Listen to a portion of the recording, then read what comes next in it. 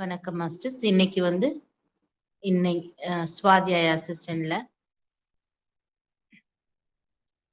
Rajeswari Ravichandran master வந்து நமக்காக souls journey, ஆன்மாவின் பயணங்கள் அப்படின்ற ஒரு அழகான புத்தகத்திலிருந்து நமக்கு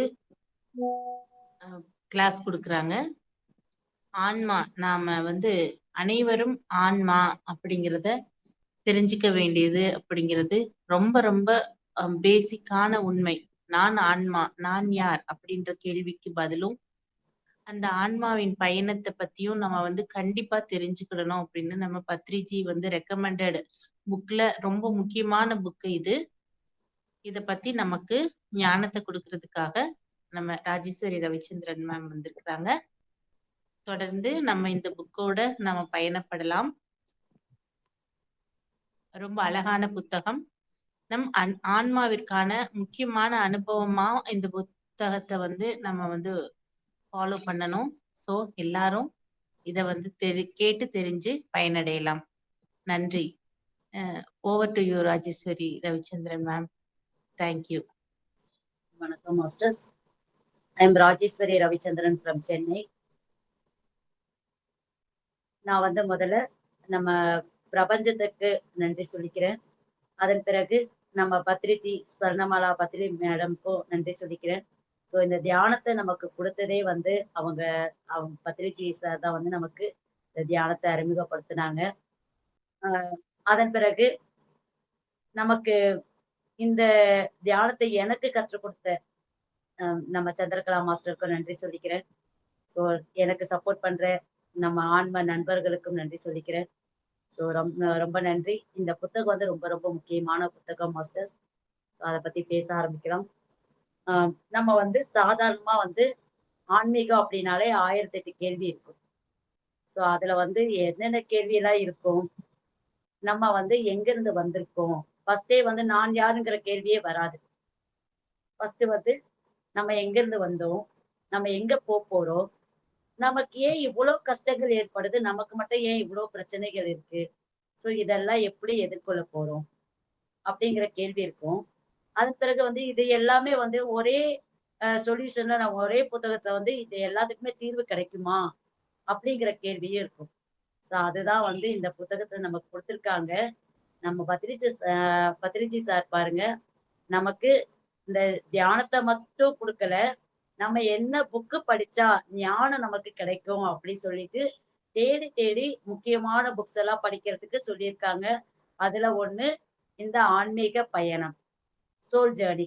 இந்த புக்கு வந்து கம்பல்சரி, அதாவது சைவத்துல இருக்காங்க இல்லைன்னு கிடையாது, எல்லாருமே படிக்கக்கூடியது. நீங்க படிச்சுட்டு நீங்க மட்டும் வீட்டுல வச்சிருக்க வேண்டாம், படிச்ச புத்தகத்தை மத்தவங்களுக்கு கொடுங்க. உங்களுக்கு கிடைச்ச ஞானத்தை ஷேர் பண்றது மட்டும் இல்லாம இந்த புக்கையும் வந்து மத்தவங்களுக்கு கொடுங்க. ரொம்ப பயனுள்ள புக்கு, எல்லாரும் படிக்கக்கூடிய புக்கு அப்படின்னு சொல்லி அவங்க சொல்லியிருக்காங்க. இது டிரான்ஸ்லேஷன் வந்து நமக்கு ஈஸியா கிடைக்கல. இது வந்து இங்கிலீஷ்ல இருந்தது. நானும் வந்து யூடியூப்ல போட்டு பார்த்தேன். ஒண்ணு கூட தமிழ்ல வந்து யாருமே சொல்ல, நம்ம சந்திரகலா மாஸ்டர் தான் சொல்லியிருக்காங்க. எதுவுமே தமிழ்லயே கிடையாது, எல்லாமே இங்கிலீஷ்ல தான் இருக்கு. சோ நம்ம புத்தகத்தை நம்ம பிரமிட் தியானத்துல நம்ம வாணியம்பாடி தியான குழு தான், பிஎம்சி தியான குழு தான் வந்து நமக்கு இந்த தமிழ் டிரான்ஸ்லேஷன் பண்ணியிருக்காங்க. அது யார் பண்ணியிருக்காங்கன்னா ரேவதி சுப்பிரமணியன் அவங்க வந்து பண்ணியிருக்காங்க. எடிட்டிங் வந்து பர்வத மேடம் அண்ட் தீபா மேடம் பண்ணியிருக்காங்க. ஸோ இது வந்து முக்கியமான புக்கு, எல்லாருமே படிக்கக்கூடியது, நம்ம தமிழர்களும் படிக்கணும் அப்படின்னு சொல்லிட்டு தான் தமிழ் டிரான்ஸ்லேஷன் கொடுத்துருக்காங்க. ஸோ அந்த தமிழ் டிரான்ஸ்லேஷன் பண்ண மாஸ்டர்களுக்கும் எனது மனமார்ந்த நன்றிகள். ஸோ எனக்கு இன்னைக்கு கிடைச்சிருக்கு. நமக்கு எல்லாருக்குமே இந்த ஞானம் கண்டிப்பா கிடைக்கணும். நம்ம டாபிக் குள்ள போயிடலாம் மாஸ்டர். அதே போல வந்து நமக்கு இது வந்து எப்போ இந்த புக்கு எழுதியிருக்காங்கன்னா, பீட்டர் ரீச்சலியோன்னு சொல்லிட்டு அவங்க வந்து இந்த புக்கை வந்து இங்கிலீஷ்ல கொடுத்திருந்தாங்க, நமக்கு டிரான்ஸ்லேஷன் பண்ணியிருக்காங்க. கதாநாயகன் பேர் வந்து ஹென்றி அண்ட் சார்லஸ், 2 பேர் வந்து பிரதர்ஸ் வந்து 2 பேரும் வந்து 2 பேருக்கு வயசு டிஃப்ரெண்ட் அதிகம். இருந்தாலும் வந்து ஃப்ரெண்ட்ஸா இருப்பாங்க. 10 வயசு டிஃப்ரெண்ட். ஹென்றி வந்து ஹென்ரியோட சார்லஸ் வந்து 10 வயசு சின்ன பையன். சோ 21 வயசுலயே வந்து ராணுவத்துக்கு போயிருக்காங்க. அப்பல்லாம் என்ன ஆகும்? ராணுவத்துக்கு போனா, ஆ எப்படி செலக்ட் பண்ணுவாங்கன்னா, நம்ம கட்டான உடல் இருக்கணும். சோ தைரியம், மன தைரியம்ங்கிறது இருக்கணும். எதையும் துணிச்சலா செய்யக்கூடிய தைரியம் இருந்தாலே மிலிட்டரில, ராணுவத்தில எடுத்துப்பாங்க. சோ அதே போல தான் அம் ராணுவத்தில வந்து அ சார்லஸ் வந்து சேர்ந்திருக்காங்க. அந்த டைம்ல வந்து அ தம்பி அ 1941ல வந்து இது நடந்திருக்கு. 1941ல. அப்ப வந்து பிரதர்ஸ் அ ஹென்றி வந்து எதிர்பார்க்குறாங்க. ஆ தந்தி வரும். தம்பி வந்து நம்ம இந்தியாவுக்கு வரப்போறான். வந்தா நம்ம எல்லாருமே வந்து ஜாலியா இருக்கலாம். எங்க போணும்? என்ன பேசணும்னு சொல்லிட்டு எல்லாம் பிளான் பண்ணியிருந்தாங்க. அப்போ ஒரு தந்தி வருது. தந்தி வந்து எதிர்பார்த்தது தான். ஆனா விஷயங்கள் வந்து மாறியிருக்கு. போர் விமானத்துல தம்பி சார்லஸ் இருக்காங்க. அவங்க வந்து இறந்துட்டாங்க. போர் விமான தாக்குதல்ல வந்து தம்பி இறந்துட்டாங்கங்கிற தந்தி வருது ஹென்றிக்கு. அப்போ வந்து ரொம்ப அதிர்ச்சி ஆகுறாரு ஹென்றி. அப்போ வந்து அதிர்ச்சி ஆன உடனே சாமிகள் வந்து சார்லஸ் ஹென்றி வந்து சர்ச்சுக்கு போவாங்க. ஆனா குருமார்கள் யாருமே வந்து கைகூப்பி கால் தொட்டு கும்பிடுறது அந்த வேலையெல்லாம் செய்ய மாட்டாங்க. அதேபோல வந்து பாதிரியார் அந்த மாரி வந்து எந்த ஆசான்களையும் வந்து வழிபடுறதோ, சோ வேண்டுதல் செய்யறதோ, அந்த மாரிலாம் வந்து எதுவுமே செய்ய மாட்டாங்க. போவாங்க, ஜெபம் பண்ணுவாங்க. அ எல்லாரும் நல்லா இருக்கணும்னு சொல்லிட்டு வேண்டிட்டு வந்துருவாங்க. வேற எந்த ஒரு இதுவுமே இருக்காது.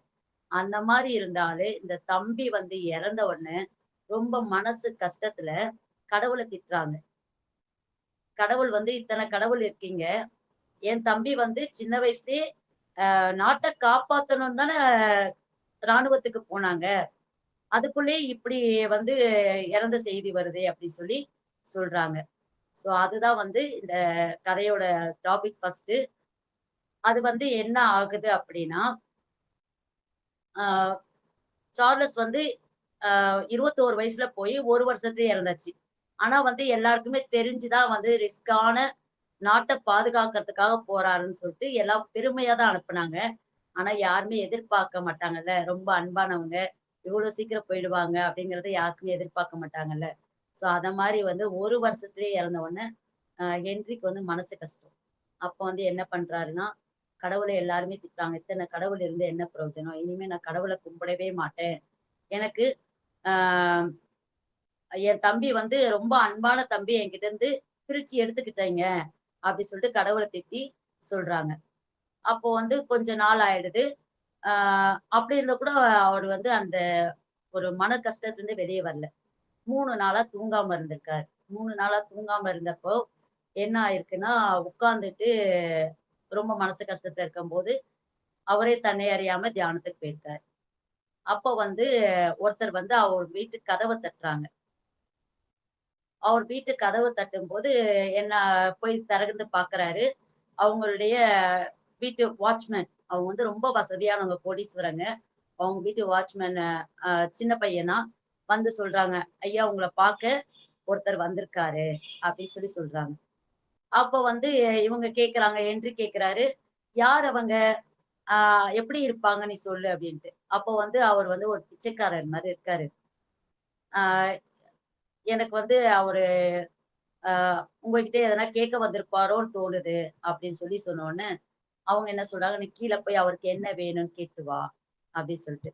அப்போ அந்த பையன் கீழ போயிட்டு கேட்டு வராங்க. வந்து திரும்பி வந்து சொல்றாங்க, "இல்லைங்கய்யா, அவங்க வந்து உங்கள தான் பார்க்கணுமா, உங்ககிட்ட ஒரு விஷயம் சொல்லணுமா" அப்படின்னு சொன்ன உடனே, இவங்க என்ன பண்ணாங்க, வெறுப்பா வந்து ஏன்னா வெறுப்புலயே தானே இருக்காங்க. தம்பி இறந்த உடனே ரொம்ப குளோஸா இருந்த தம்பி, ராணுவத்துக்கு போய் 1 வருஷத்துலயே இறந்த உடனே, அவரு வந்து ரொம்ப மன உளைச்சல்ல இருக்காரு. அந்த டைம்ல என்ன ஆகுது, ஆ மேல வர சொல்றாங்க. ஒரு வெறுப்பா வந்து கூப்பிடுறாரு. "என்ன உங்களுக்கு வேணும்? உள்ள வாங்க" அப்படி சொல்லிட்டு வாங்கன்னு சொல்லிட்டு உள்ள உட்கார வச்சுட்டு என்ன பண்றாரு, "என்ன வேணும் உங்களுக்கு?" அப்படி சொல்லி கேட்கிறாரு. அப்போ வந்து அவருக்கு சொல்றாரு, "எனக்கு ஒண்ணும் வேணாம். நீங்க கூப்பிட்டீங்க தான் நான் வந்தேன்." அப்படின்னு சொல்லிட்டு.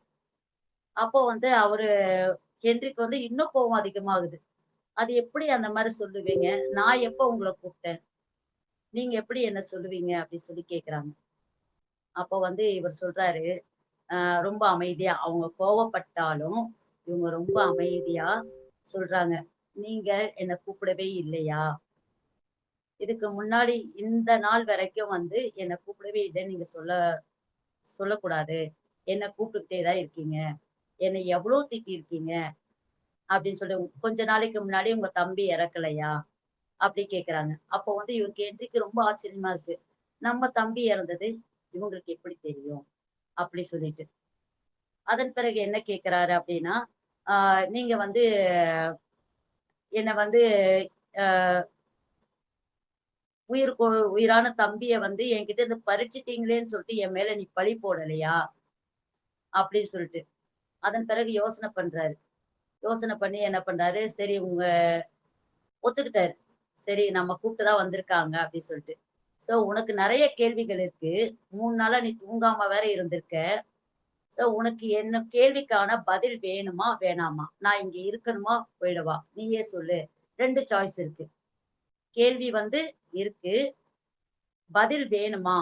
வேண்டாமா? உனக்கு ஏகப்பட்ட கேள்விகள் இருக்கு. அதுக்கு பதில் வேணுமா? வேணாமான்னு சொல்லு. நான் இருக்கவா? போகவான்னு நான் டிசைட் பண்ணிக்கிறேன்னு சொல்லு. அப்ப என்ன பண்றாங்க, எனக்கு பதில் வேணும். அப்படி சொல்லிட்டு. அப்போ வந்து என்ன ஆகுது அப்படின்னா, பதில் சொல்ல ஆரம்பிக்கிறாங்க.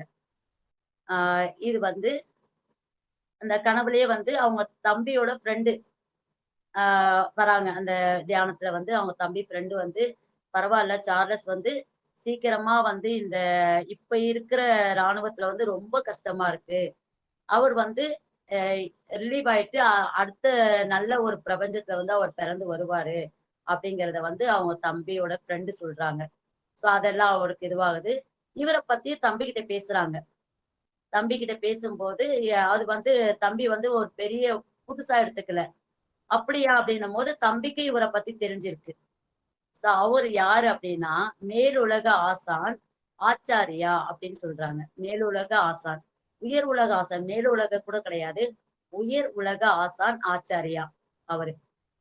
அவர் வந்து சொல்றாரு, "தினமும் வந்து நான் வந்து சொல்றத நீ மட்டும் வச்சுக்க கூடாது. மத்தவங்களுக்கும் ஷேர் பண்ணணும். உனக்கு கிடைச்ச ஞானத்த நான் இனிமேல் சொல்றத எல்லாருக்குமே புரிஞ்சுக்க கூடியது. எல்லாருக்குமே சொல்லணும்." அப்படி சொல்லிட்டு சொல்றாங்க. அதையும் ஒத்துக்கிறாரு. கண்டிப்பா எனக்கு ஞானம் வந்து எனக்கு சரியான ஞானம் கிடைச்சதுன்னா, நான் கண்டிப்பா எல்லாருக்குமே சொல்லுவேன். 1 இன்ச் கூட விடாம எல்லாத்தையுமே சொல்லுவேன் அப்படின்னு சொல்லிட்டு. காலையில 11 மணி இருக்குமாம். அப்போ வந்து இந்த டைம்ல நான் நாளையில இருந்து தான் ஸ்டார்ட் பண்ணுவேன். இந்த டைம்ல நீ கண்டிப்பா உட்காரணும் அப்படின்னு சொல்லிட்டு சொல்றாங்க. சரி நான் வந்து அது 1 மணி நேரமா, 2 மணி நேரமா நீயே தான் டிசைட் பண்ணிக்கணும் அப்படின்னு சொல்றாங்க. சரி அப்படின்னு சொல்லி கேட்டுக்கிறாங்க. எல்லாமே கேட்டுக்கிறாங்க. தம்பி கிட்ட சொல்றாங்க. இந்த ஆச்சாரியா பத்தி சொல்றாங்க. அவரும் வந்து கேஷுவலா எடுத்துக்கிறாரு. அப்போ வந்து என்ன ஆகுது, அப்ப தம்பிக்கு இவர தெரிஞ்சிருக்கு.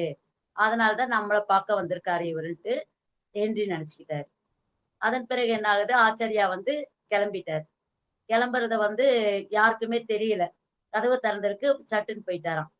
திரும்ப இவங்க வந்து ஹென்றி என்ன பண்றாரு, தியான நிலையிலிருந்து வெளிய வந்த பிறகு, அவர் வந்து எல்லாமே நேச்சுரலா நடந்தா போல இருக்குன்னு சொல்லிட்டு, வாட்ச்மேன கூப்ட்டு, "இங்க என்ன தேடி யாராச்சும் வந்தாங்களா?" அப்படின்ட்டு. "இல்லைங்கய்யா, யாருமே வரல." அப்படி சொல்லியிருக்காங்க. அப்ப இங்கருந்து போனாங்களா வெளிய? "இல்ல, யாருமே போகல." அப்பன்னா வந்து யார் வந்தது நம்ம கூட? அப்படி சொல்லிட்டு அப்பதான் அவருக்கு புரியுது. ஏதோ நம்ம தெளிவுபடுத்துறதுக்கு ஒரு உயர் உலக ஆசான் வந்து நமக்கு வந்திருக்காங்க. ஏதோ சொல்ல வந்திருக்காங்க. அது தம்பிக்கும் கூட அவங்கள பத்தி தெரிஞ்சிருக்கு. அப்படிங்கிறத அழகா புரிஞ்சுக்கிறாங்க. அடுத்த நாள் தியானத்துல உட்கார்றாங்க. அதாவது தியானத்துல கதவ திறந்து வச்சுட்டு அமைதியா உட்கார்றாங்க. அப்படியே ஆழ்ந்து தியானத்துக்கு போயிடுறாங்க. 11 மணி ஆயிருங்க. எவ்வளோ நேரம் நீ சொல்றியோ அதாவது என்னன்னா, ஆ நம்ம இதுக்கு மேல நம்ம கேட்க முடியாது அப்டின்னா, அவர் போயிடுவாராம். அவர் போறதே தெரியாதாம். வர்றதும் தெரியாதாம், போறதும் தெரியாதாம். ஃபர்ஸ்ட் நாள் அவங்க வந்து என்ன பண்றாங்கன்னா, ஆ ஃபர்ஸ்ட் நாள் வந்து உட்கார்ந்து ஆ ஆழ்ந்த தியானத்துக்கு போயிடுறாங்க. ஆச்சாரியா வந்து உயர் உலக ஆச்சாரியா வந்துடுறாரு. வந்துட்டு அவர் சொல்றாரு, "நான் வந்து உங்கள குழப்பத்துல இருக்கவங்கள தெளிவுபடுத்த வரல. குழப்பத்துல இருக்கவங்கள தெளிவுபடுத்த வரல.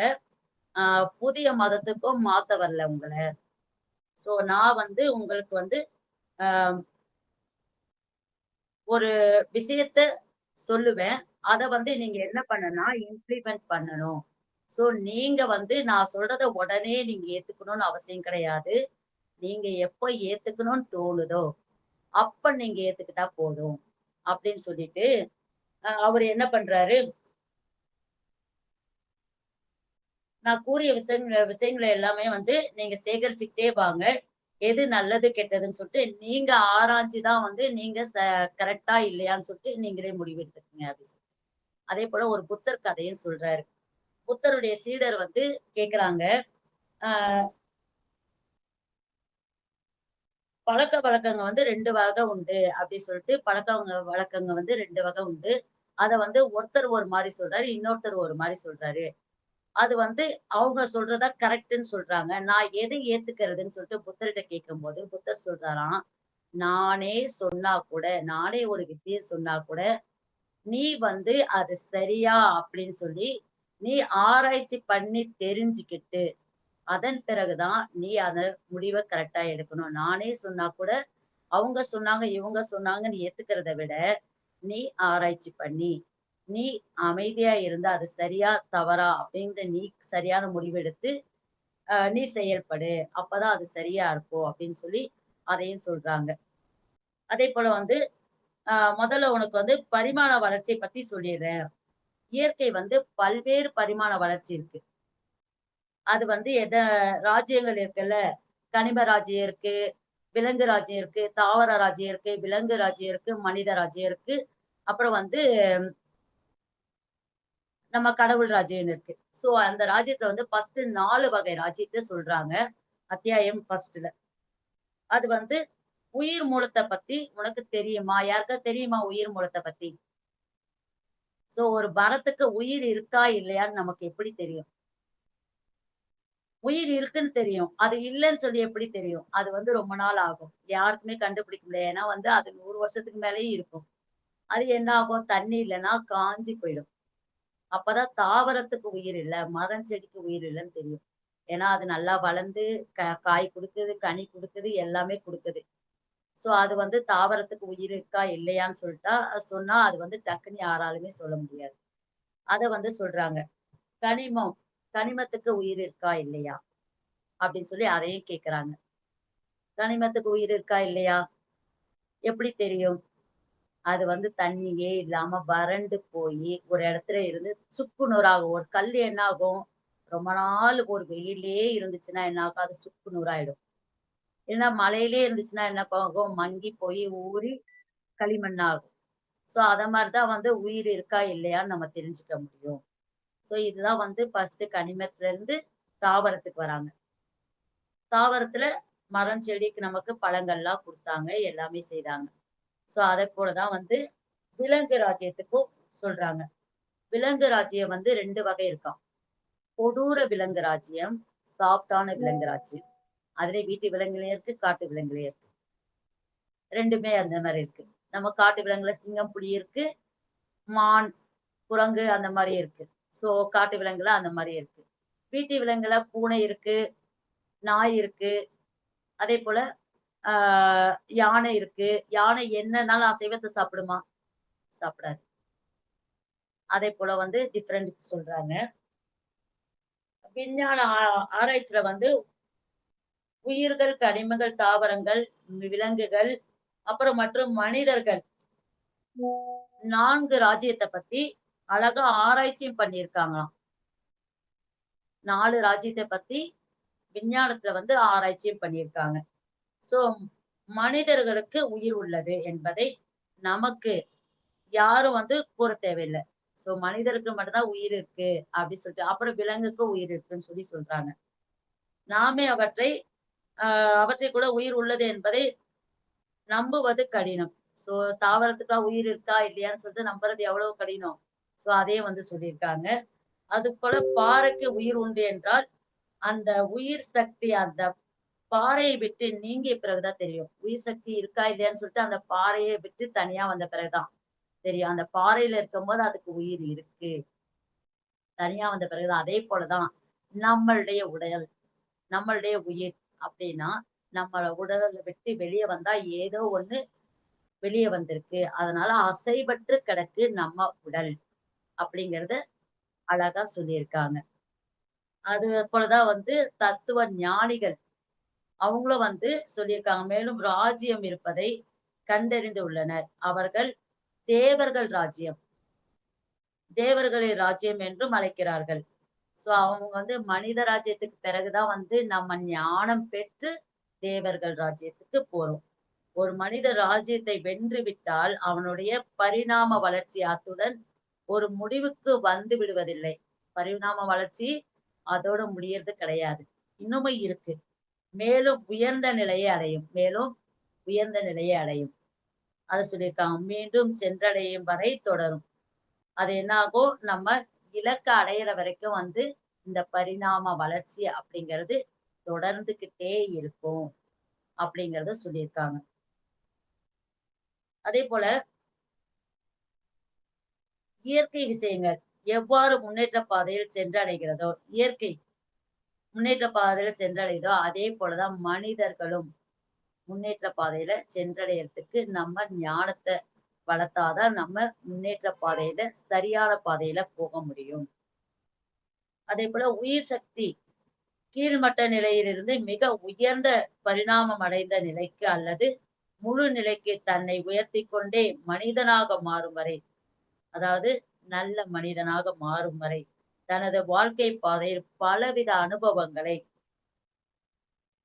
சந்தித்து அல்லது உருவாக்குகிறது. பலவித அனுபவங்களை சந்திக்கிறது அப்படின்னா உருவாக்குது. ஸோ நம்ம மனித உடல் கத்துக்கிறதுக்காக. நம்ம மனித உடல் மட்டும்தான் வந்து முன்னேற்ற பாதையில கத்துக்கிறதுக்காக வந்திருக்கோம். ஞானத்த கத்துக்கிறதுக்காக. அடுத்ததா வந்து என்ன சொல்லியிருக்காங்க, கவனிக்க வேண்டிய விஷயம் என்ன அப்படின்னா, விலங்கு மற்றும் மனித ராஜ்யத்துக்கும் வந்து வித்தியாசத்த வந்து சொல்றாங்க. அது எப்படி அப்படின்னா, ஆ சக்தி, இறை சக்தி அப்படின்னு சொல்றாங்க. இறை சக்தி. இறை சக்தியிடம் இருந்து வந்ததுதான் மனிதன், மனித ராஜ்யம். இறை சக்தியிடம் இருந்து வந்ததுதான் வந்து எல்லா ராஜ்யமும் ஆ தாவரம், கனிமம், தாவரம், விலங்கு, மனித ராஜ்யம் எல்லாமே வந்து இறை சக்தி கிட்ட இருந்து தான் வந்தது. நம்ம வந்து மனித ராஜ்யத்திலிருந்து இறை சக்தியோட இன்னும் அதிகமா போகணும்னா, மனித ராஜ்யத்திலிருந்து தான் ஞானத்த பெற்று இறை சக்திக்கு ஈக்குவலா நம்ம வந்து போக முடியும் அப்படின்னு சொல்லியிருக்காங்க. அதே போல சொல்றாங்க, அ தாவர ராஜ்யத்துல அ கீழ்நிலை தாவரங்கள் கீழ்நிலை தாவரங்கள் அப்படி சொல்லியிருக்காங்க. கீழ்நிலை தாவரங்கள் பிறப்பெடுத்து அடுத்ததாக மேல்நிலை தாவரங்களுக்கு உயர்கிறது. சோ கீழ்நிலை தாவரங்களுக்கு பிறப்பெடுத்து தான் மேல்நிலை தாவரங்களுக்கும் ஆஹ் பரிணாம வளர்ச்சி அடையுது. அதே போலதான் மனிதர்களும் அப்படிங்கிறத சொல்லியிருக்காங்க. அது எப்படி அப்படின்னா, ஃபர்ஸ்ட் என்ன ஆகுது? கீழ்நிலை தாவரங்கள் வெறும் செடி கொடி தான் இருக்கும். நம்ம பூ பூக்காது. நிறைய தாவரங்கள்லாம் பார்த்திருக்கீங்கல்ல? அதே போலதான். சோ அதுக்கு வந்து உயிர் சக்திங்கிறது இருக்கு. அதுக்கு பரிணாம வளர்ச்சி அப்படிங்கிறது இருக்கு. அதற்கு பிறகுதான் செடி கொடியில இருந்து ஒரு பூ பூக்குறது, காய் காய்க்கிறது, அப்புறம் பழங்கள் கொடுக்கிறது, உயரமா வளர்ந்து நிக்கிறது. சோ எல்லாமே இருக்கு. அப்படின்னு சொல்லிட்டு என்றைக்கு ஒண்ணு ஒண்ணா வந்து சொல்றாங்க. இப்படியெல்லாம் வளர்ச்சி அடையிறது அப்படின்னு சொல்லியிருக்காங்க. அதே போல வந்து உயர் வகை மிருகங்கள், உயர் வகை மிருகமான மனிதன் மீது ஏற்படுகின்ற இத்தகைய பயம். மனிதனையும் பாருங்க மிருகம் தான் சொல்லியிருக்காங்க. எதுக்காக சொல்லியிருக்காங்க? நம்ம அசைவம் சாப்பிடுறோம்ல. சோ ஒரு உயிரை அடிச்சு சாப்பிடுறது, அது ஒரு மிருகம் அப்படிங்கிறத அது சொல்லியிருக்காங்க. மனிதனும் கூட ஒரு மிருகம் மாதிரிதான் அப்படின்னு சொல்லி. விலங்கு ராஜ்யத்தின் கீழ்நிலை உயிர்களிலிருந்து ஆரம்பிச்சு நம்ம வந்து கீழ்நிலை உயிரினமா இருந்துதான் வந்து மனிதனுக்கா வந்திருக்கோம். சோ விலங்கு ராஜ்யத்தில இருந்துதான் மனித ராஜ்யத்துக்கு வந்திருக்கோம் நம்ம. அப்போ வந்து என்ன சொல்றாங்க? ஆஹ் விலங்கு வாழ்வுகளிலும் கூட தொடர்ந்து காட்டு விலங்குகள் வீட்டு விலங்குகளாக மாறுச்சு. காட்டு விலங்கு என்னாச்சு? வீட்டு விலங்கா மாறுச்சு. அதன் பிறகுதான் வந்து அவற்றின் ஆரம்ப பிறவிக்கு உருவான பயம் மெதுவாக ஆஹ் மாறுச்சாம். சோ காட்டு விலங்குலாம் எப்படி இருக்கும்? ரொம்ப கொடூரமா இருக்கும். காட்டு விலங்குலாம் வந்து ரொம்ப கொடூரமா இருக்கும். அத பார்த்தாலே பயம் இருக்கும். ஆனா வீட்டு விலங்குகள பார்த்தா நமக்கு ரொம்ப பயம் இருக்காது. சோ அப்படிதான் பரிணாம வளர்ச்சி ஆச்சு. அப்படின்னு சொல்லி சொல்றாங்க. அப்போ வந்து நான் உங்களுக்கு விலங்கு ராஜ்யத்தின் பரிணாம வளர்ச்சி பாதையில முக்கிய நிலையை விளக்குறேன்னு சொல்லிட்டு ஹென்றிக்கு சொல்றாங்க. அப்போ வந்து பரிணாம வளர்ச்சி நீர் கா நீரில் கலந்திருக்கும் வண்ணங்களாகவும் நீரில் கலந்திருக்கும் வண்ணங்களாகவும் நீர் வந்து நிறமே இல்லாதது. ஆனா என்ன கலர் கலந்தாலும் நிறம் மாறும் இல்லையா? சோ அதையும் வந்து சொல்றாங்க. கற்பனை செய்து கொள்ளுங்கள் அப்படின்னு சொல்லிட்டு. சோ நீர்ல வந்து என்ன நிறம் கலந்தா எப்படி மாறும்னு சொல்லிட்டு கற்பனை செய்யுங்க. ஆரம்பத்தில் அந்த ஒரு நீர் வாய்க்காலினுள் மெதுவாக ஓடிக்கொண்டிருக்கிறது. அப்ப அந்த வாய்க்கால்ல இருபுறமும் உள்ள கரைகளுக்கு கட்டுப்பட்டு நீர் அதற்குள்ளாகவே ஓடிக்கொண்டிருக்கிறது. சோ நீர் வந்து என்னது? அ அந்த கரைக்குள்ளேயே ஓடுதாம். அது கட்டுப்பாடு வந்து கட்டு கட்டுப்பாட்டுடன் இருக்கு அப்படி சொல்லி சொல்லியிருக்காங்க. அதன் பிறகு வந்து சாம்ராஜ்யம் மற்றும் தாவர ராஜ்யத்தின் வழியே ஓடும் பொழுது, அது என்ன ஆகுது? கொஞ்சம் கட்டுப்பாடு இழந்து தாவரங்கள் அந்த வழியா போகும்போது, அதனுடைய மாற்றங்கள் வந்து அ வேற மாற்றங்கள் ஏற்படுது. அது வந்து விலங்கு ராஜ்யத்து சூழலுக்கும் வந்து வரும்பொழுது, அது மாறுதலை உள்ளாக்குகிறது அப்படி சொல்றாங்க. அதாவது தண்ணி வந்து தாவரங்களுக்கு போகும்போது ஒரு மாதிரியும், விலங்குகளுக்கு போகும்போது ஒரு மாதிரியும் அது வந்து மாறுது அப்படின்னு சொல்லி தண்ணிக்கு நிறம் மாறுறத சொல்லியிருக்காங்க.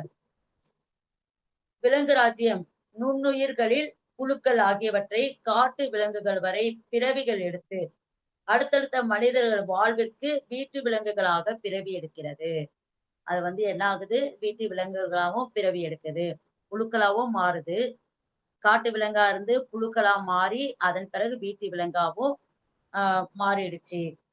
அதுதான் பரிணாம வளர்ச்சி அப்படின்னு சொல்லிட்டு. விலங்கு ராஜ்யத்தினை கடக்கும் பொழுது உயிர் சக்தியை நாம் ஓடை நீருக்கு ஒப்பிட்டால், உயிர் சக்திய வந்து விலங்கு ராஜ்யத்துக்கு வந்த பிறகு, அத வந்து என்ன சொல்றாங்க? ஓடை நீருக்கு ஒப்பிட்டால் அவை பெரும் அனுபவங்களை வண்ணங்களுக்கு ஒப்பிடலாம். அது வந்து ரொம்ப பெரிய வண்ணம். டிஃபரெண்ட் கலர்ஸ் நெறைய அந்த மாரி வண்ணங்களுக்கு ஒப்பிடலாம் அப்படி சொல்லியிருக்காங்க. உதாரணத்துக்கு சொல்லியிருக்காங்க, கணக்கற்ற தலை பிராட்டிகளை தலைவனாக இப்ப காட்டுக்கே ராஜா அப்படிங்கிற மாதிரி சொல்லியிருக்காங்க. உருவெடுக்கும்போது அது எப்படி இருக்கும்? சோ ஒரு அருவி எப்படி இருக்கும்? ஒரு கடல் நீர் எப்படி இருக்கும்? அப்படிங்கிற வித்தியாசமும் குடுத்திருக்காங்க. இதே போல தான் மனிதனுடைய வாழ்க்கையும் அப்படின்னு சொல்லி சொல்லியிருக்காங்க. பரிணாம வளர்ச்சியில வந்து ஆ 1 அல்லது 2 பிறவிகள் எடுத்து முடித்த பின், உயிர் சக்தி தான் சேமித்த மொத்த அனுபவங்களுடன் அடுத்த நிலைக்கு செல்கிறது. அது வந்து வளர்ச்சி வந்து 2 விதமா 1 அல்லது 2 பிறவிகளை எடுப்பதற்காக இருக்காம். அதுக்கு வந்து 10,000 எலிகளாக பிரிந்து பிறப்பெடுக்கிறது. அதாவது 2 பிறவி அப்படின்னா 10,000 எலிகளா பிறப்பெடுக்குது. நம்ம 10,000 ஜென்மம் எடுக்கிறதுக்கு அது பாருங்க 10,000 எலிகளா வந்து உருவாகி வராங்க அப்படிங்கிறத சொல்லியிருக்காங்க. எலி பிறக்கும் பொழுதே மனிதர்கள் மீதும் அதன் இயற்கை எதிரிகள் மீதும் பயத்துடன் பிறக்குதாம். எலி வந்து மனிதர்கள பார்த்து பயத்துடன் தான் பிறக்குதாம். ஏனென்றால் முந்தைய பிறப்புகளை பெற்ற அனுபவங்கள் அவைகளுக்குள் பய உணர்வை தானே தந்திருக்க வேண்டும் அப்படின்னு சொல்லியிருக்காங்க. அது ஒண்ணு. அதன் பிறகு பல்வேறு விலங்குகள் குழு ஆண்மாக்கள். இது வந்து குழு ஆண்மாக்கள் சொல்லியிருக்காங்க. குழு ஆண்மாக்களா இருக்கிறத விட, அவங்க என்ன சொல்லியிருக்காங்க, அத்தகைய பிறவிகள் அவை சுய பாதுகாப்பு, உயிர் வாழ்வதற்காக செயலாற்றுவதன் அவசியம் போன்ற முக்கியமான பாடங்களை கற்றுக்கொள்கிறது. குழு ஆன்மா. ஆனா அந்த குழு ஆன்மால இருந்து தனிப்பிறவி எடுக்குது மனித ஆன்மாவா. சோ அது எதுக்காக அப்படின்னா, பயத்த நீக்கிறதுக்காக. நம்ம குழுக்களா வந்து ஆஹ் இருந்தாலும் மனித உடலை எடுக்க எலி வந்து குழுக்களா தானே இருக்காங்க. ஆனா மனிதன் மட்டும்தான் ஒருத்தரா பிறக்கிறோம். அது பயத்தை போக்குறதுக்காக தான் மனித பிறவி அப்படிங்கிறது தனித்தனியா வரும் அப்படின்னு சொல்லி சொல்றாங்க. காடுகள்ல வாழும் யானைகளோ கழுதையோ அல்லது காட்டு எருமையோ அவைகளை பிடிக்க வரும் மனிதர்களுக்கு எதிராக போராடும். சோ அவங்களே காட்டு விலங்கையும் வந்து பிடிக்கிறாங்கல்ல, அது வந்து மனிதர்களுக்கு எதிரா போராடும். அவற்றை பிடித்து என்ன பண்ணுவாங்க, வீட்டு விலங்குகளாக மாறி தங்களுக்குள் இயற்கையாக இருக்கும் சக்தியை மனிதர்கள் முன்னேற்ற பாதைக்கு முன்னேற்றத்துக்காக உபயோகிக்கிறாங்க. சோ காட்டு விலங்குகள் என்ன பண்றாங்க, யானையும் வந்து மனிதர்களோட பயன்படுத்துறதுக்காக யானையும் ஆஹ் கழுதையும் என்ன பண்ணுவாங்க, காட்டுக்குள்ள இருந்ததுதான் வீட்டு விலங்கா மாத்திருக்காங்க. அது போல ஒரு குழு ஆன்மா இரு பாதியாக மட்டுமே பிரியும். ஒரு குழு ஆன்மா வந்து 2 பாதியா தான் பிரியுமா. அது எப்படி அப்படின்னா, வீட்டு விலங்குகளாக பிறப்பெடுத்து அனைத்து வகைகளிலும் மாற்றம் அடைகின்றன. சோ அது வந்து விலங்க பத்தி சொல்றாங்க. குழுவா 2 வகையா பிரியும் அப்படின்னு சொல்லிட்டு. அது வந்து மனிதர்களை பற்றிய சரியான புரிதல புரியறதுக்காக வீட்டு விலங்குகள். அதன் பிறகு வந்து மனித பிறவி எடுக்கக்கூடிய வாய்ப்பு அதற்கு கிடைக்கிறது. மனித பிறவி அது 2 ஆஹ் தேர்ந்தெடுக்கிறதுல காட்டு விலங்கு, வீட்டு விலங்கு அப்படின்னு சொல்லிட்டு, வீட்டு விலங்கா பிறக்கும்போது மனிதர்களா பிறக்கறதுக்கு அதுக்கு ஒரு வாய்ப்பு கிடைக்குமாம். ஏன்னா மனிதர்களோட அவங்க வாழ்றாங்க. அதன் பிறகு நம்ம எப்படி மனிதர்களா வாழப் போறோம்னு சொல்லிட்டு, அதனுடைய பரிணாம வளர்ச்சி அப்படிங்கிறது ஏற்படும் அப்படின்னு சொல்லி சொல்லியிருக்காங்க. அதே போல இப்ப வந்து மனித ராஜ்யத்துக்கு வந்துட்டாங்க. ஆஹ் விலங்குகளுக்கு அப்புறம் தான் மனித ராஜ்யம். ஃபர்ஸ்ட் கனிமம், ம் தாவரம், அப்புறம் விலங்கு, இப்ப மனித ராஜ்யம். மனித ராஜ்யத்துல வந்து குழு ஆன்மா தனியாக பிறப்பெடுக்கிறதுக்கு வந்து குலத்தை பற்றிய பயம். நம்ம குலத்தை பற்றிய பயம் அப்படிங்கிறத போக்குறதுக்காக தான் முற்றிலும் நீக்குவதற்கு அவசியமான ஒன்று அப்படின்னு தான் வந்து தனிப்பிறவி எடுக்கிறாங்க மனிதர்கள் அப்படின்னு சொல்லியிருக்காங்க. ஒரு குழு ஆன்மா தனித்தன்மை பெறுவது எவ்வாறு நிகழ்கிறதோ அது அறிவு மூலமாகவோ அல்லது அன்பு மூலமாகவோ ஏதேனும் ஒரு வாழ்வில் நிகழ்கிறது. உதாரணத்துக்கு நாய் பெரும்பாலும் அன்பு அல்லது தியாகத்தின் மூலமாக நாய் வந்து அன்பு அல்லது தியாகத்தின் மூலமா தான் வந்து அஹ் பிறவிக்கு வருது. மேக்சிமம் வந்து நம்ம வந்து வீட்டுல நாய் வளர்க்கறது எல்லாமே இயல்பு. சோ நாய் வீட்டுல வளர்க்கறது வந்து அதன் பிறகு அது என்ன பண்ணுது, அஹ் மனித மனிதனா பிறப்பெடுத்து வருது பரிணாம வளர்ச்சியில. சோ அதுதான் வந்து சொல்லியிருக்காங்க. பெரும்பாலும் வந்து நாய் தான் வந்து எஜமானிடம் தன்னை வளர்க்கும் குடும்பத்தாரிடம் மிகுந்த விசுவாசத்துடன் இருக்கும். அத போலதான் வந்து மனித பிறவி எப்படி இருக்காங்க, நம்ம விசுவாசமா இருக்கோமா இல்லையா அப்படின்னு சொல்லிட்டு. அதன் பிறகு குதிரை நாயை போல அளவு கடந்த எஜமான் விசுவாசம் தனித்தன்மையை பெறுகிறது அப்படின்னு சொல்லி சொல்றாங்க. இதே போல வந்து ஒவ்வொரு ஆன்மாவுக்கும் நம்ம எப்படி பிறவி எடுக்கிறோம் அப்படின்னு சொல்லி ஹென்றிக்கு ஒவ்வொன்னா சொல்றாங்க. அதே போல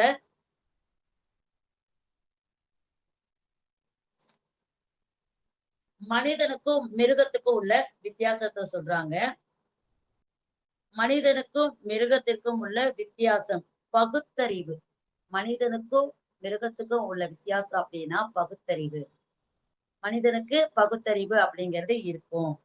சு சுதந்திரமா விருப்பங்களை தேர்ந்தெடுக்கும் வாய்ப்பு அப்படிங்கிறது இருக்கும். சோ 2 வித்தியாசம் இருக்கு. பகுத்தறிவு, சுதந்திரமா முடிவெடுக்கிற பக்குவம். 2 விஷயங்கள் இருக்கு. சோ மனிதனுக்கு நல்லது கெட்டது தெரியும். மனிதனுக்கு நல்லது கெட்டது அப்படிங்கிறது தெரியும். மனிதனாக பிறப்பெடுத்த முதல் சில பிறவிகள் கூட சுதந்திரமாக வாழ விருப்பத்திற்கு ஏற்றபடி வாழ முடியாது. மனிதர்களுக்கும் ஒரு சில கட்டுப்பாடுகள் அப்படிங்கிறது இருக்கு. அத வந்து சட்ட திட்டங்களுக்கு கீழ்ப்படிஞ்சு இருக்கணும். ஆனா நம்ம வந்து சட்ட திட்டத்துக்கு கீழ்ப்படிஞ்சு இருக்க மாட்டோம். ஆனா விலங்குகள் வந்து சட்ட திட்டத்திற்கு கீழ்ப்படிஞ்சு இருக்குமா. அது எப்படின்னா, விலங்குகளுக்குள்ள ஒரு கட்டுப்பாடுன்னு இருக்குமா. நம்ம இது வரைக்கும் தான் செய்யணும். இதுக்கு மேல போகக்கூடாது. அப்படிங்கிற ஒரு கட்டுப்பாடு இருக்குமா. ஆனா மனிதர்கள் என்ன பண்றோம், கட்டுப்பாடே கிடையாது நமக்கு. பசிக்குதுன்னா எதையா சாப்பிடணும், எதையா அடிச்சு சாப்பிடணும் அப்படிங்கிறது கட்டுப்பாடு அப்படிங்கிறது மனிதர்களுக்கு சட்டதிட்டம் அப்படிங்கிறத ஃபாலோ பண்ண மாட்டோம். ஆனா விலங்குகள் வந்து சட்டதிட்டத்த அவங்களுக்குள்ளேயே ஒரு சட்டதிட்டம். அத வந்து மீறி போகவே போகாதாம். நம்ம கேள்விப்பட்டிருக்கோமா? சோ நம்ம யானைக்கு வந்து எவ்ளோ பெரிய உருவம். ஆனா அதுக்கு எது குடுத்தாலும் என்ன ஆகும்? அசைவம் குடுத்தா சாப்பிடுமா? வெறும் பழங்கள், தேங்காய், அந்த மாரி தான் சாப்பிடும். ஆனா வந்து குதிரைக்கு என்ன பண்ணும்? குதிரைக்கு வந்து அசைவம் ஆனா நல்லா ஸ்ட்ராங்கான உடம்புல்ல. அது மாரி அத ஒரு கட்டுப்பாட்டோட இதுதான். அதே காட்டு விலங்குகள் என்ன பண்ணுது? பசிக்கும்போது தான் ஒரு விலங்கு அடிச்சு சாப்பிடும். பசிக்கும்போது மட்டும் தான். நம்ம முன்னாடியே பிளான் பண்ணாது. நம்ம நாளைக்கு இத வச்சு, இப்படி சமைச்சு, இத அடிச்சு, இத வாங்கி சமைச்சு சாப்பிடுவோம். நல்லா ருசியா சாப்பிடுவோம்ன்ட்டு ஒரு பிளான் வந்து இருக்காது. சட்டதிட்டம் அதுதான். பசிச்சா நீ வந்து அந்த கண்ல படுற விலங்க அடிச்சு சாப்பிடணும். அவ்வளவுதான். அதன் பிறகு அது எப்படி போச்சுனாலும் அத அடிக்காது. அதனால தான் அதனுடைய சட்டதிட்டம் வந்து கரெக்ட்டா ஃபாலோ பண்ணுது அப்படின்னு சொல்லி அர்த்தம். அத வந்து நம்ம ஃபாலோ பண்றதே கிடையாது. இதுதான் வந்து சொல்றாங்க, கனிம வளர்ச்சி அப்படின்னா வந்து நம்ம எப்படி கண்டுபிடிப்போம்? கனிம வளர்ச்சி மழையே இல்ல. அந்த கனிமத்த வந்து தனியா பிரிச்சு எடுத்து வச்சோம் அப்படின்னா, அது வந்து மங்கி போயிட்டு என்னாகும்? அது வந்து உயிர் இல்ல. அதுக்கும் உயிர் இருந்துச்சு இவ்வளோ நாளு. உயிர் இல்ல. மனிதர்கள போல உயிர் பிரிஞ்சு போச்சு அப்படிங்கிறது தெரியும். அதே போல தான் தாவரத்துக்கு. தாவரத்துக்கு என்ன ஆகுது? தண்ணி இல்ல. அது வந்து வயசாயிடுச்சு. காயெல்லாம் நெறைய குடுத்துடுச்சு. அப்படின்னா என்ன ஆகும்? அது வாடி போயி, அது வந்து காஞ்சு போனா தான் அதுக்கு உயிர் இருந்துச்சு இவ்வளோ நாளு. இப்போ உயிர் இல்ல அப்படிங்கிறது தெரியும். விலங்குகளுக்கும் வந்து அதே போல தான் மனிதர்கள், விலங்குகள் 2மே வந்து பரிணாம விலங்குகள்ல இருந்து தான் மனிதர்கள் வந்திருக்கோம். அதுக்கும் அசைவு அப்படிங்கிறது இருக்கு. உயிர் இல்ல அப்படின்னா, அதுக்கு சொல்லத் தெரியாது. பசிக்குதுன்னு சொல்லத் தெரியாது. சமைச்சு சாப்பிட தெரியாது. நம்ம தான் வந்து சமைச்சு சாப்பிடுறோம். ஸோ இதுதான் வித்தியாசங்கள் வந்து இப்படிதான் இருக்கு. அதுதான் வந்து தாவரத்துக்கும் உயிர் இருக்கு. ஆ கனிமத்துக்கும் உயிர் இருக்கு. விலங்குகளுக்கும் உயிர் இருக்கு. ஆனா விலங்குகளுக்கு வந்து 5 அறிவு கொண்டது. மனிதர்கள் வந்து 6 அறிவு கொண்டவங்க. நம்ம வந்து வாய திறந்து பேசுறோம். அது குற்றங்கள வந்து போயி எங்கேயும் போய் கம்ப்ளைண்ட் பண்ண முடியாது. ஸோ அதனால மனிதர்கள் வந்து நம்ம ஒரு விலங்கு அடிச்சு சாப்பிடுறோம். ஸோ இதெல்லாம் வந்து ஹென்ட்ரிக் வந்து தெளிவுபடுத்துறாங்க. அப்ப வந்து இன்னொரு விஷயமா அவருக்கு தெரியுது. ஆ இவ்வளோ நாள் ஆ பார்த்த அவங்க தம்பியோட ஃப்ரெண்ட் சொன்னது ஞாபகம் வருது. ஸோ நம்ம வந்து அ தம்பி வந்து மேலுலகத்துக்கு போயிருக்காங்க. ஆச்சாரியா வந்து கூட்டு போயிருக்காங்க அப்படின்ட்டு வந்து ஹென்றி வந்து கண்டுபிடிச்சுட்டாரு. ஸோ இதுக்கு மேல வந்து நான் தெளிவா இருக்கேன். இதுக்கு மேல வந்து என்னால கேட்க முடியல. இதுக்கு மேல நாளைக்கு கேட்டுப்போமான்னு சொல்றதுக்குள்ள என்ன ஆகுது அப்படின்னா, ஆச்சாரியா வந்து கிளம்பிட்டாரு. முதல் அத்தியாயத்துல இந்த தாவரங்கள், விலங்குகளுக்கு எல்லாருக்குமே உயிர் இருக்கு. அது உயிர் இல்லன்னா எப்படி அப்படிங்கிறத சொல்லிட்டாரு. சொன்ன பிறகு என்னாச்சு, ஆச்சாரியா வந்து எனக்கு இது போதும் என்று நினைச்ச உடனே ஆச்சாரியா உயர் உலக ஆச்சாரியா வந்து கிளம்பிட்டாரு.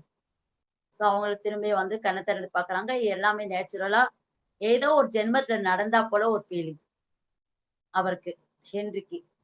ஸோ ரொம்ப ரொம்ப அருமையா வந்து இந்த ஆன்ம பயணத்த வந்து கொண்டு போறாங்க. அ ஆச்சாரியா ஹென்றிக்கு தெளிவா சொல்லிக் குடுக்குறாங்க. ஸோ இதே போல தான் வந்து நம்மளும் வந்து நமக்கு உயிர் இருக்கு. ஆனா வந்து அது எப்படி எங்கெங்க போகுது? எந்தெந்த இதுலருந்து நம்ம பரிணாம வளர்ச்சி அடைஞ்சு இவ்வளவு தூரம் வந்திருக்கோம். அப்ப வந்து ராணுவத்துக்கு போயிருக்காங்க. அவங்க ஒரு நாட்ட காப்பாத்துறதுக்காக தன் உயிர விட்டுருக்காங்க. திரும்ப அடுத்த வந்து பிறவி எடுத்து நாட்ட காப்பாத்துறதுக்கு எந்த வழியில காப்பாத்தலாம்ன்னு சொல்லிட்டு அவங்க அடுத்த பிறவி எடுப்பாங்க. அப்படிங்கிறதும் வந்து புரிஞ்சுகிட்டு இருக்காரு. ஆனா இன்னும் நெறைய கத்துக்க வேண்டியது இருக்கு. ஆனா ஆச்சாரியா ஒரு விஷயத்த சொல்லியிருக்காரு. ஒவ்வொரு இன்ச்சும் எல்லாமே வந்து கண்டிப்பா நீ வந்து எல்லா மனிதர்களுக்கும் இது போய் சேரணும். எல்லாருமே தெரிஞ்சுக்கணும் இந்த ஆன்ம பயணம், சோல் ஜர்னி. உயிர் வந்து எல்லாத்துக்குமே உயிர் இருக்கு அப்படிங்கிறத, ஆனா வந்து உயிர் இருக்கிறத நானும் தெரிஞ்சுக்க முடியாது. நீங்களும் தெரிஞ்சுக்க முடியாது.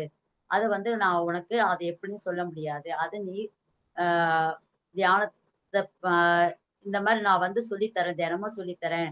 இப்ப நீ புரிஞ்சுக்கிட்டியா? தம்பி எங்க உங்கள விட்டு நான் தான் எடுத்துக்கிட்டேனா? அப்படின்னு சொல்லிட்டு. எல்லாமே வந்து அவரு கேட்டுக்கிட்டே வந்து எனக்கு இது போதும்னு ஆச்சாரியா போயிட்டாரு. திரும்ப எழுந்துச்சு பார்க்குறாங்க. யாரும் வெளிய போலன்னு சொல்றாங்க. ஓகே. நம்ம தினமும் வந்து அவரு வருவாரு. நம்ம உட்காருவோம். அவரு வந்து இன்னமும் தியானத்துல உட்காருன்னு தெரியல. யாரோ நமக்கு வந்து ஒரு அறிவுரை சொல்றாங்கன்னு மட்டும் தான் ஹென்றி நெனச்சிட்டு இருக்காரு.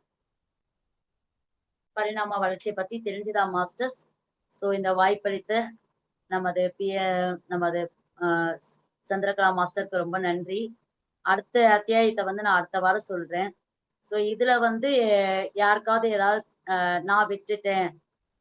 அ உங்களுக்கு தெரிஞ்சது எதனா ஷேர் பண்ணணும்னா ஷேர் பண்ணுங்க மாஸ்டர்.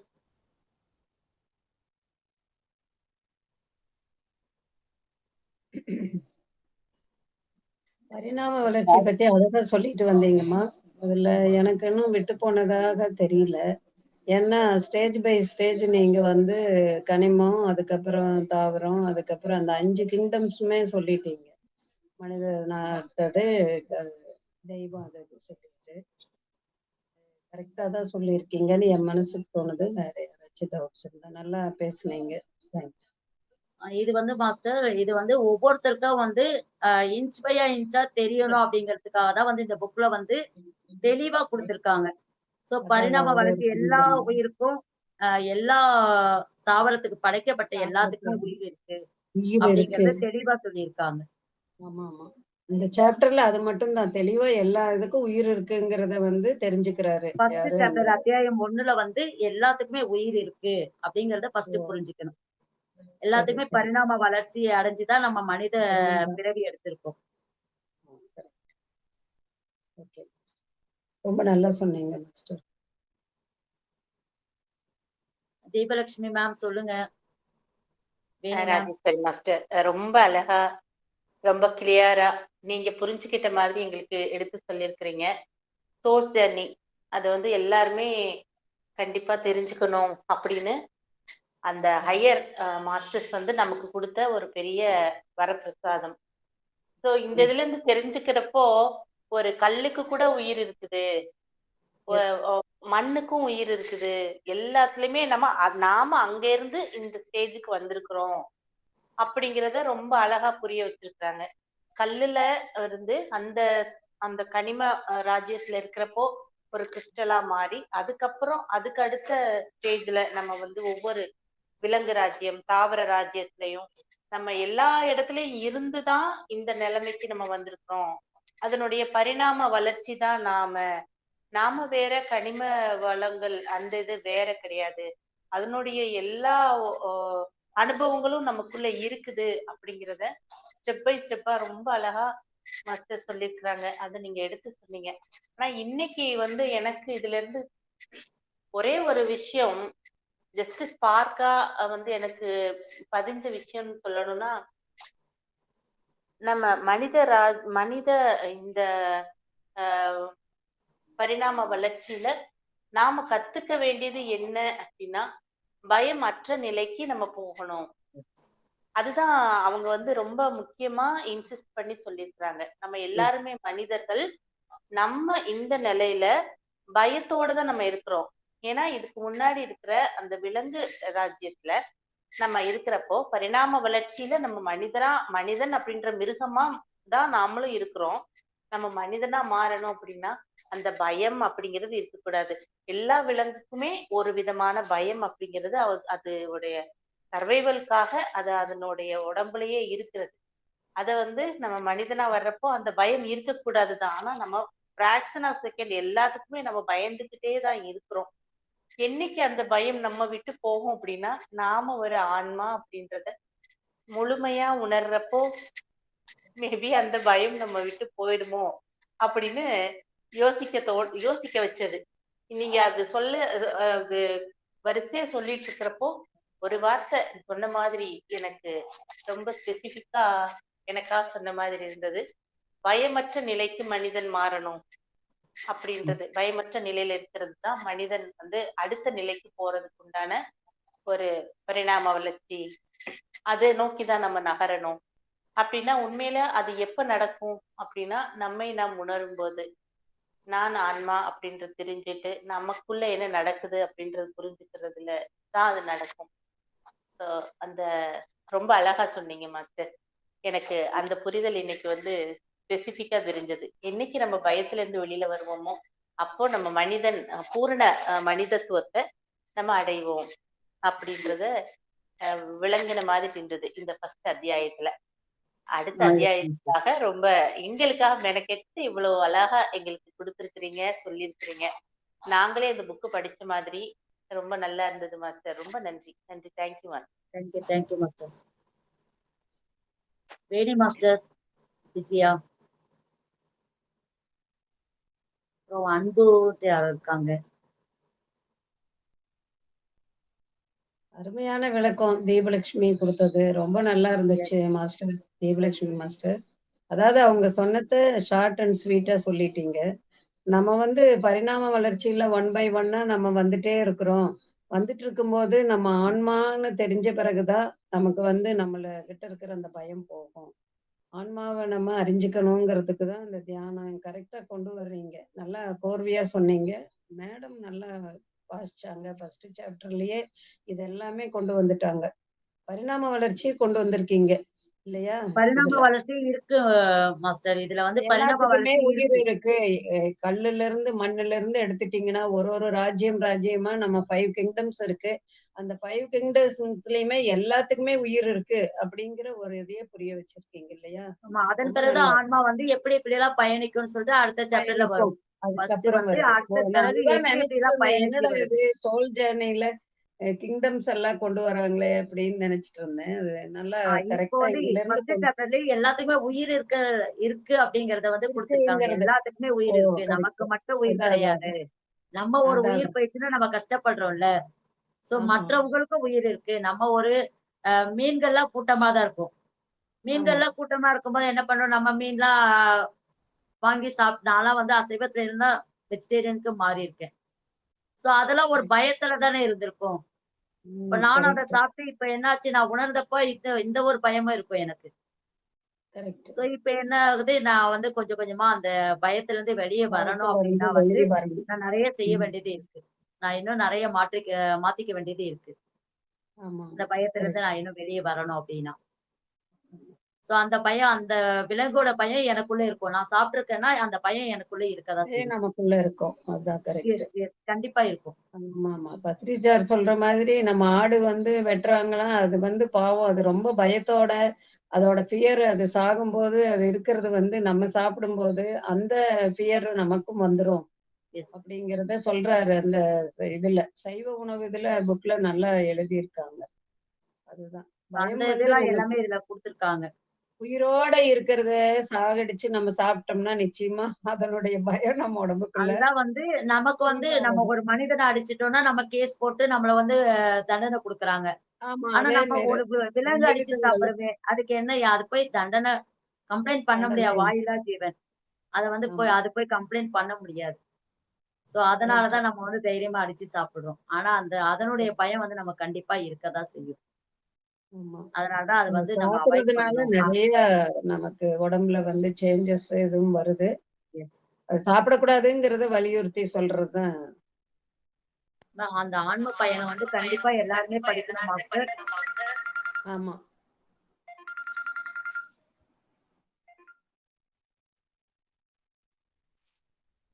அப்புறம் மாஸ்டர் இந்த இதுல வந்து குரூப் சோல்ஸ் அப்படின்ற ஒரு ஒரு வார்த்தை வந்து யூஸ் பண்ணியிருந்தாங்க.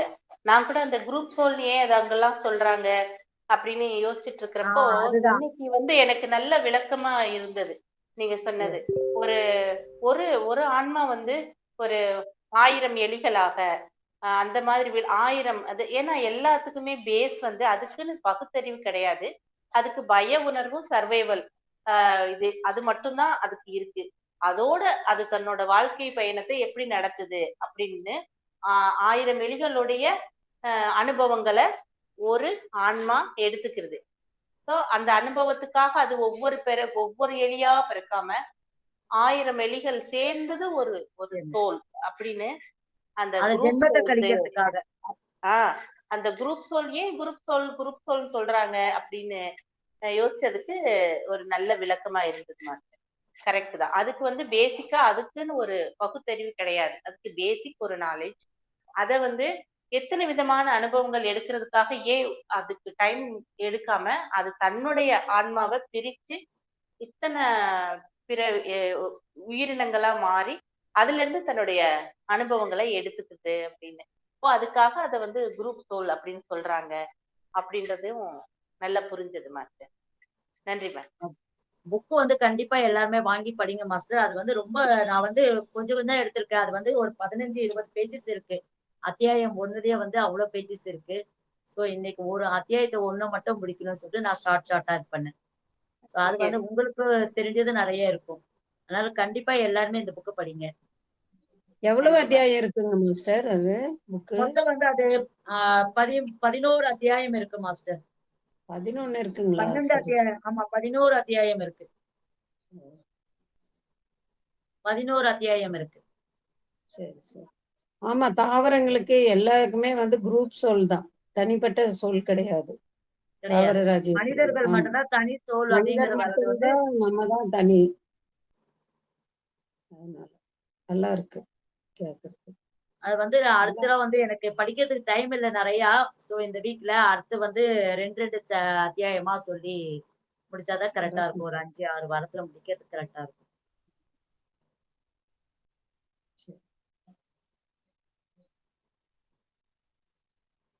நம்ம சந்திரகலா மாஸ்டர் வரலையா?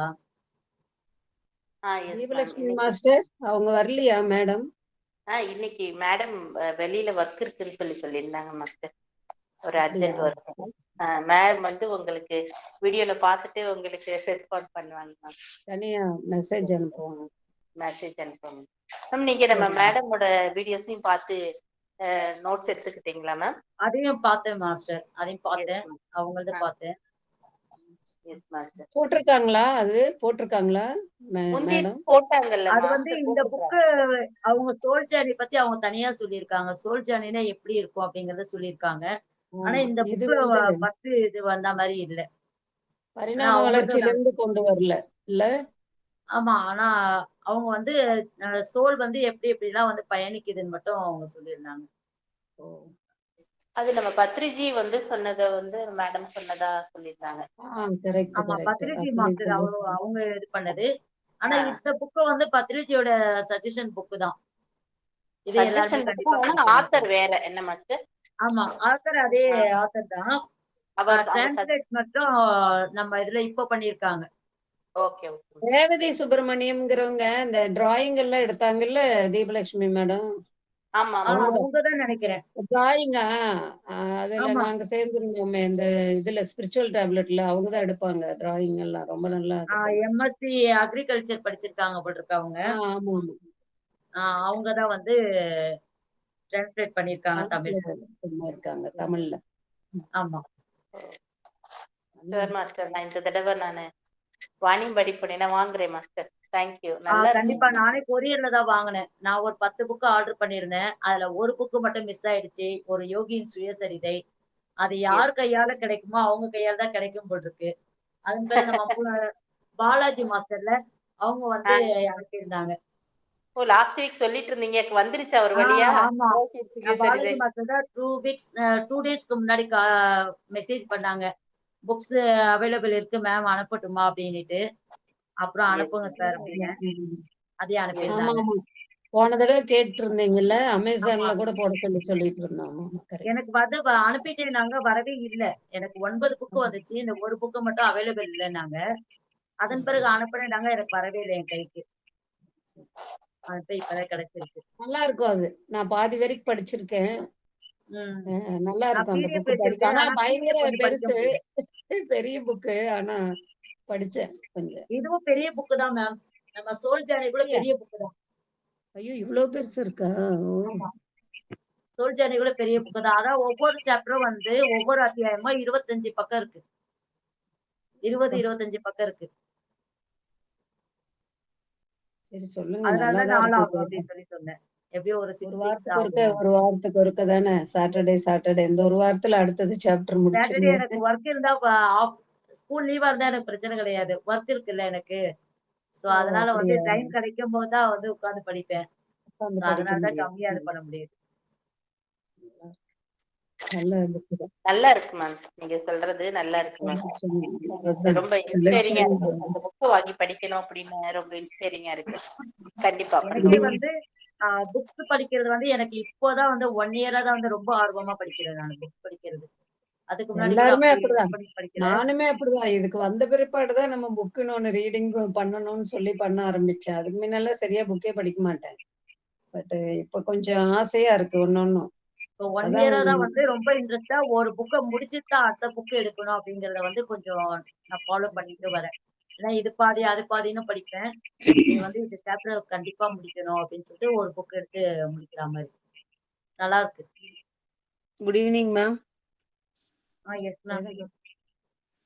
நான் ரேணுகா தேவி பேசுறேங்க மேம். எஸ்.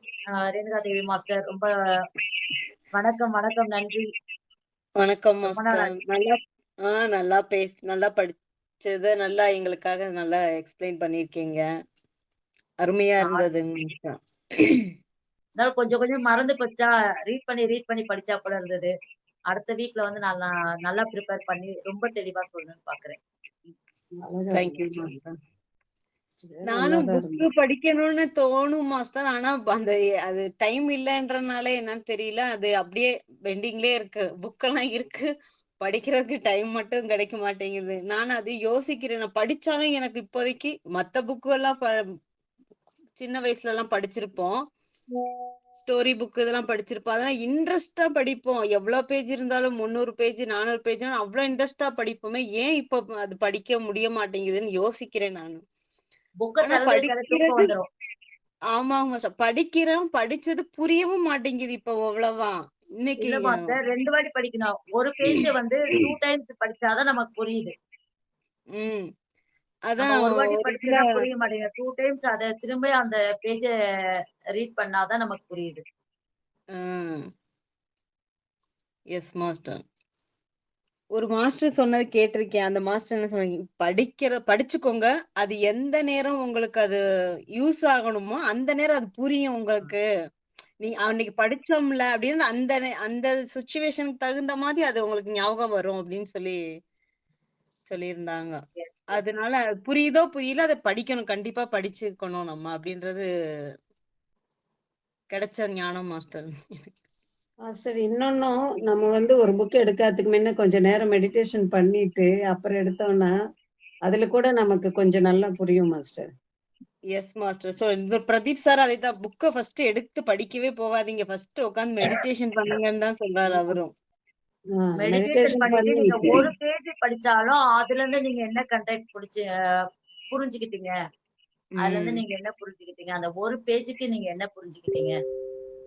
அத ஃபர்ஸ்ட் நீங்க நோட் பண்ணி வைங்க அப்படின்னுவாங்க. ஒரு ஒரு எஸ் நாளும் master. Okay master. Thank you master. நல்லா இருந்தது உங்களோட ஞானம், இந்த புக்கோட ஞானம் சேர்ந்து. இப்போ 6 வாரம் தொடரும் மாஸ்டர். கடைசி ஓகே 6 வாரம் மாஸ்டர். தொடரும். எதிர்பார்க்கிறோம். இது கொண்டு வாங்க கரெக்டா. கண்டிப்பா மாஸ்டர் எல்லாருமே படிங்க. ஏன்னா எனக்கு புரிஞ்சுக்கிட்டது ஒண்ணு. நீங்களும் வந்து இதுக்கு மேல புரிஞ்சு நீங்க ஒரு இது குடுக்கலாம். ஸோ எல்லாருமே படிங்க. நான் வந்து ஃபுல்லா குடுக்க முடியல. ஒரு 4, 5 பேஜஸ் தான் வந்து நான் ப்ரிப்பேர் பண்ணி குடுக்க முடிஞ்சது. ஸோ ஒரு அத்தியாயம் வந்து 20, 25 பேஜஸ் இருக்கு. ஸோ அதுக்கேத்த மாரி நம்ம எல்லாருமே படிங்க. எல்லாருக்குமே யூஸ்ஃபுல்லா இருக்கும். தெரிஞ்சவங்களுக்கு குடுங்க. அந்த புக்க வந்து படிச்சுட்டு யாருக்கா தெரிஞ்சவங்களுக்கு குடுங்க. அது யூஸ்ஃபுல்லா இருக்கும். மத்தவங்களுக்கும் யூஸ்ஃபுல்லா இருக்கும். Yes master. Yes master. ஆனா தேங்க் இந்த யூ ஆன்மா மாஸ்டர். சம்பந்தப்பட்ட புக் எல்லாம் அடுத்தவங்க சொல்லி கேட்டுட்டு அதுக்கப்புறம் நம்ம படிக்கிறப்போ இன்னும் நல்லா இருக்கும் மாஸ்டர். அது எஸ். அது இன்ட்ரெஸ்ட் வரணும் அது. ரேணுகா மேம் சொன்ன மாதிரி அது இன்ட்ரெஸ்ட் வரணும் ஃபர்ஸ்ட். மெடிடேஷன் பண்ணிட்டு உட்காரணும். அது இன்னைக்கு படிச்சா என்னைக்காவது புரியும் கிடையாது. இன்னைக்கே அது புரிஞ்சாதான் என்னைக்காவது ஒரு நாளைக்கு அந்த சுச்சுவேஷன் வர்றப்போ அது நமக்கு யூஸ் ஆகும். சோ அந்த அந்த பேஜ் வந்து புரிஞ்சுட்டு தான் நம்ம நெக்ஸ்ட் பேஜுக்கு போகணும். இப்போதைக்கு படிக்கலாம் அப்படிங்கிறது வாசிக்கலாம் கிடையாது. படிச்சுட்டு அது புரிஞ்சாதான் அது வந்து நமக்கு ஏதோ ஒரு சுச்சுவேஷன்ல அது வந்து ஹெல்ப் பண்ணும். அந்த சுச்சுவேஷன் இல்லாட்டாலும் ஆனா அது புரியணும். படிக்கிற புக் புரியணும். அது இன்னொருத்தவங்க சொல்றப்போ இது நம்ம படிக்கிறப்போ ஒண்ணு புரியுது. இன்னைக்கு மேடம் கிளாஸ் எடுக்கிறப்போ இத வந்து நான் ஒரு லைனா அப்படியே வாசிச்சுட்டு போயிருப்பேன். அவங்க சொல்றப்போ அது தனியா நமக்கு புரியுது. அப்படிங்கிறப்போ அந்த மாதிரியும் ஒரு புக்ல இருந்து நிறைய ஞானங்கள் நமக்கு கிடைக்கும். கேட்கறது ஒரு சுகம்தான், படிக்கிறது ஒரு சுகம்தான். சோ ரெண்டையுமே பண்ணுவோம். நன்றி நன்றி. Thank you master. Thank you masters. Okay, thank you master. தேங்க்யூம்மா. என் பண்ணிக்கிறோமா மாஸ்டர்? Yes master.